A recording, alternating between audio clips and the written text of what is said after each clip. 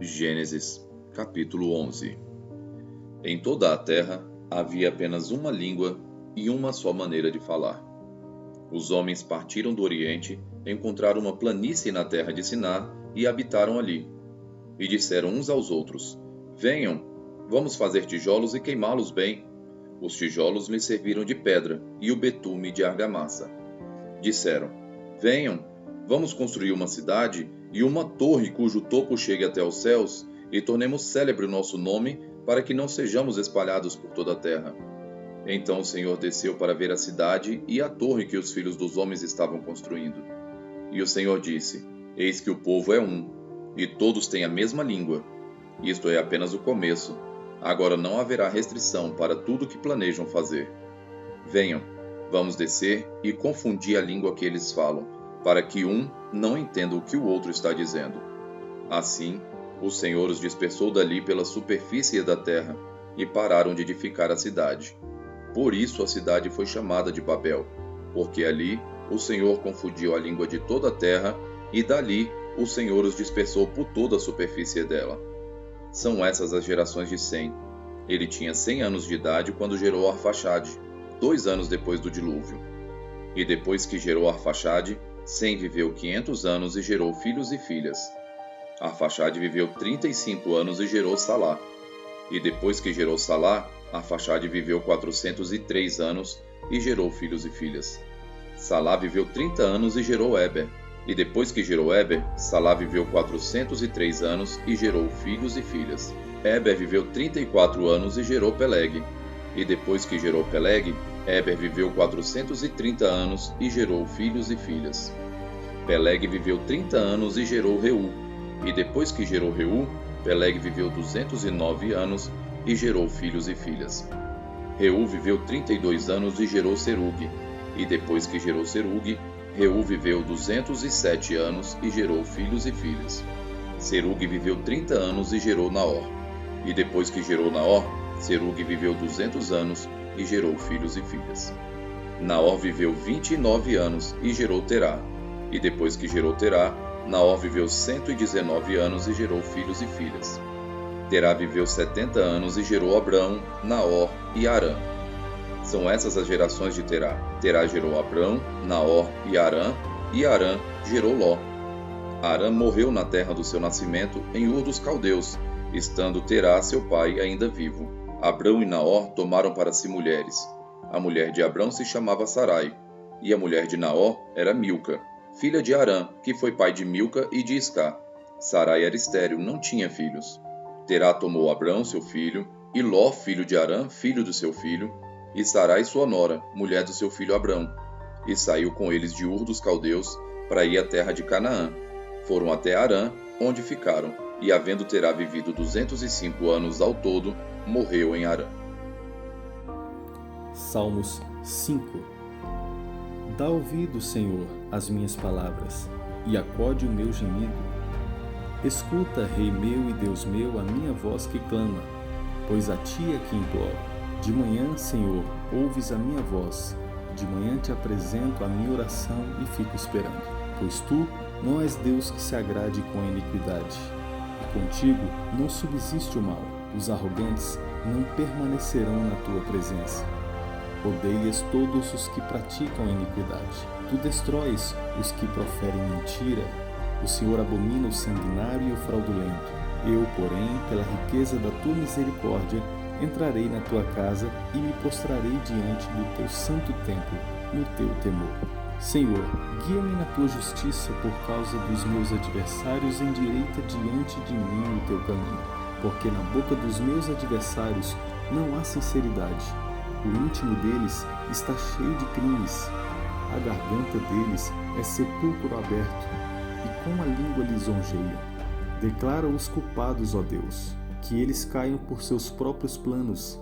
Rejeita-os por causa das suas muitas transgressões, pois se rebelaram contra ti.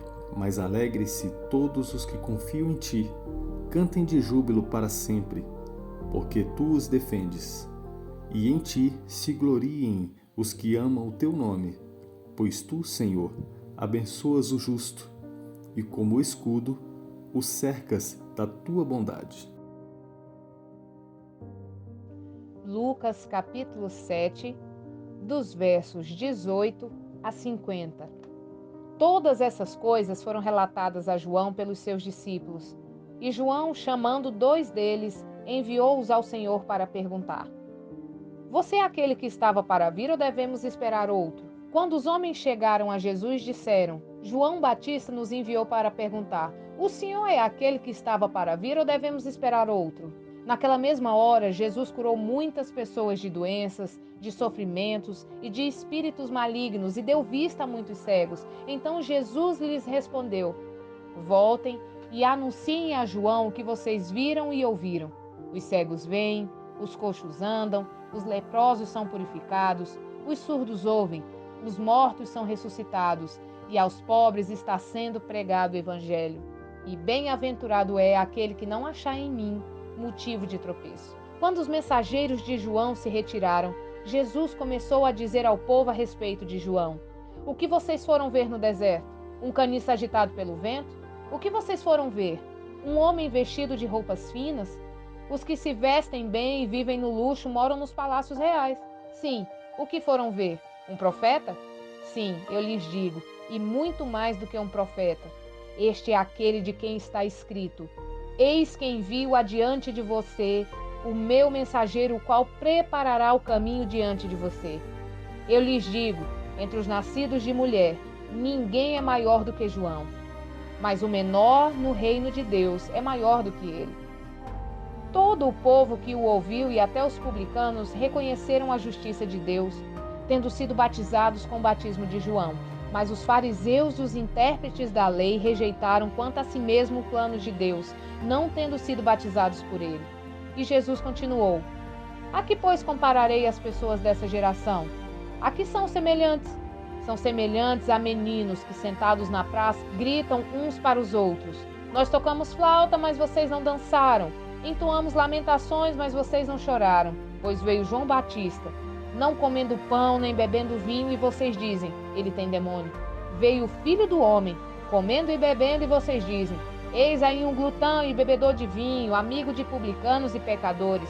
Mas a sabedoria é justificada por todos os seus filhos. Um dos fariseus convidou Jesus para que fosse jantar com ele. Jesus, entrando na casa do fariseu, tomou lugar à mesa, e eis que uma mulher da cidade, pecadora, sabendo que ele estava jantando na casa do fariseu, foi até lá com um frasco feito de alabastro cheio de perfume. E estando por detrás, aos pés de Jesus, chorando, molhava-os com suas lágrimas e os enxugava com seus próprios cabelos. Ela beijava os pés de Jesus e os ungia com o perfume. Ao ver isso, o fariseu que o havia convidado disse consigo mesmo: se este fosse profeta, bem saberia quem e que tipo de mulher é essa que está tocando nele, porque é uma pecadora. Jesus, se dirigindo ao fariseu, lhe disse: Simão, tenho uma coisa para lhe dizer. Ele respondeu: diga, mestre. Jesus continuou: certo credor tinha 2 devedores. Um lhe devia 500 denários e o outro devia 50. E como eles não tinham com que pagar, o credor perdoou a dívida de ambos. Qual deles, portanto, o amará mais? Simão respondeu: penso que é aquele a quem mais perdoou. Jesus disse: você julgou bem. E voltando-se para a mulher, Jesus disse a Simão: você está vendo essa mulher? Quando entrei aqui em sua casa, você não me ofereceu água para lavar os pés. Essa, porém, molhou os meus pés com lágrimas e os enxugou com seus cabelos. Você não me recebeu com um beijo na face. Ela, porém, desde que eu entrei, não deixou de me beijar os pés. Você não ungiu a minha cabeça com óleo, mas essa, com perfume, ungiu os meus pés. Por isso afirma a você que os muitos pecados dela foram perdoados, porque ela muito amou, mas aquele a quem pouco se perdoa, pouco ama. Então Jesus disse à mulher: os seus pecados estão perdoados. Os que estavam com ele à mesa começaram a dizer entre si: quem é esse que até perdoa pecados? Mas Jesus disse à mulher: a sua fé salvou você. Vá em paz.